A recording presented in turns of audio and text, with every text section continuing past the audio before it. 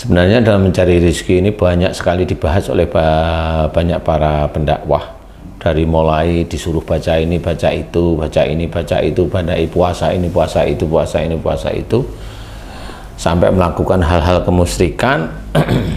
Nah, kita mencoba melihat dari sisi Quran aja. Dari sisi Quran kan ceritakan wafis sama iris kukum mematu atu. Jadi di langit ada jalan rezekimu dan apa yang dijanjikan oleh Allah Ta'ala kepadamu.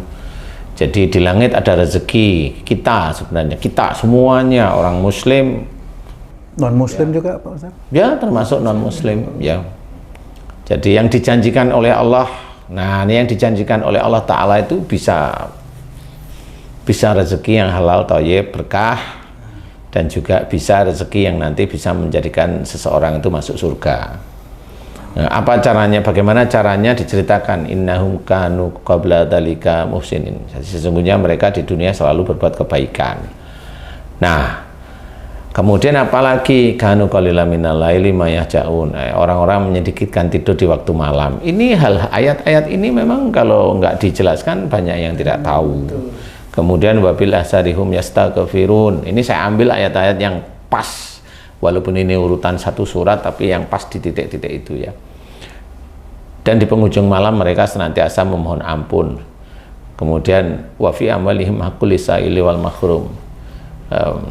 Jadi di antara harta kita itu ada hak untuk orang yang meminta sama yang tidak meminta. Nah, ini harus diketahui dulu bagaimana caranya.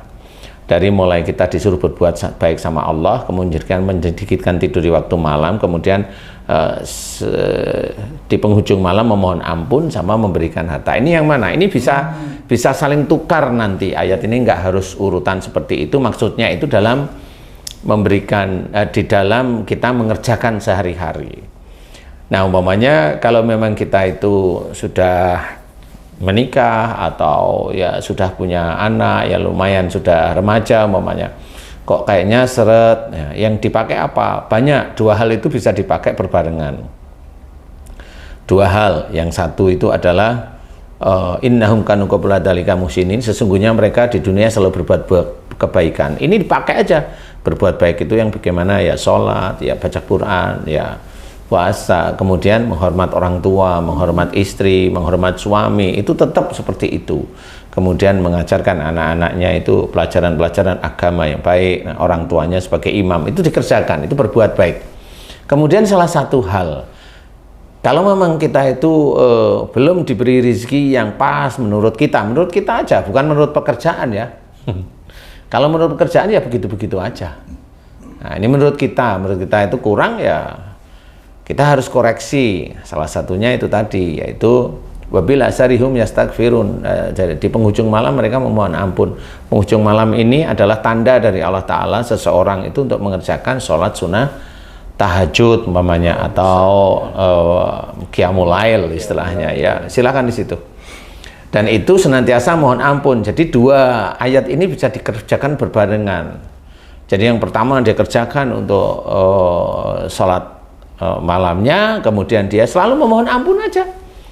Mohon ampun itu mohon ampun kan ada mohon ampun yang sekarang, mohon ampun yang kemarin, mohon ampun yang seminggu, kan seperti itu ya. Mohon ampun itu jelas, umpamanya kayaknya dosa saya itu banyak nih ya, mohon ampun itu jelas kepada Allah Ta'ala. Jangan cuma astagfirullahaladzim. Tidak hanya cuma itu, jelas, ya Allah, jika selama ini aku selalu berbuat salah dan dosa, selalu melanggar firman-firman-Mu dalam Quran, sunnah Rasul-Mu dan hadis-hadis Rasul-Mu, sejak akhir balik hingga saat ini, ya Allah, jika itu dosa besar di hadapan-Mu, ampuni dosa-dosaku, astagfirullahaladzim. Nah, itu doa. Itu untuk memohon ampun itu harus jelas. Jadi kapan diucap, bagaimana kita harus mengucapnya, itu harus jelas istilahnya. Kalau memang bisa mau bahasa Arab, dibahasa Arabkan silahkan itu. Tapi insya Allah seperti itu. Dari dosa, dari sejak akhir balik hingga saat ini harus dimohonkan.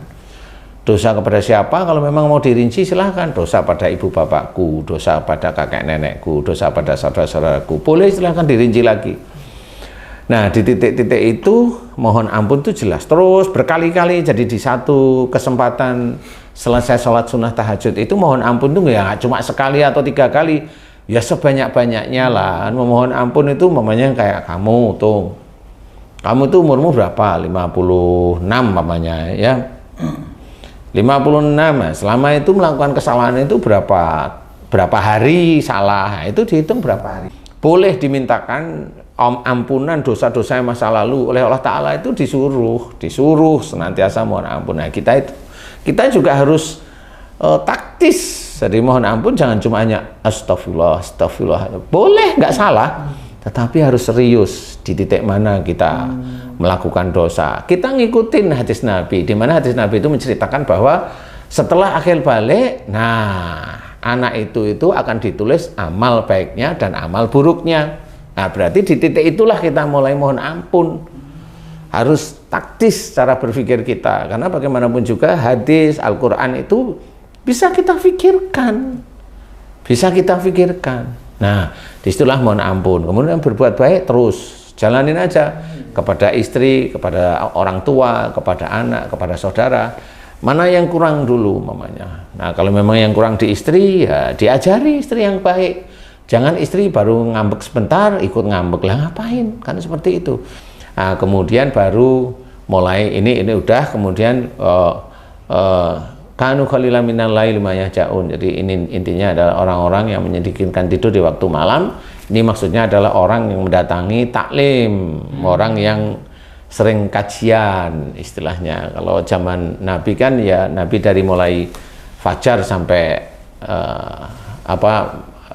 maghrib atau matahari mulai angsur ke barat itu kan bekerja. Jadi setelah itu baru berdakwah gitu. Iya, berdakwah. Nah, orang-orang yang mau mendengarkan dakwah ini masuk ke ayat ini. Kalau nonton, maaf Pak Ustadz, kalau nonton kajiannya lewat YouTube boleh Pak Ustadz? Boleh, sama, itu intinya kajian sebenarnya. Tapi kajian yang memang betul-betul mendidik iman kita kuat kepada Allah Ta'ala, mendidik ketakwaan kita pada Allah.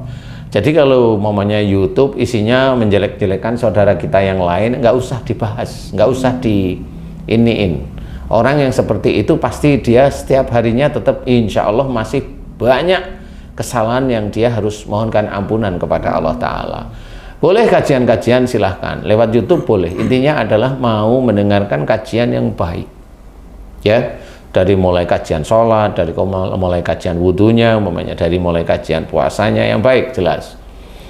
Kajian yang senantiasa mengajak orang itu muslim satu dengan muslim yang lain itu tidak bertengkar. Nah, itu juga kajian baik.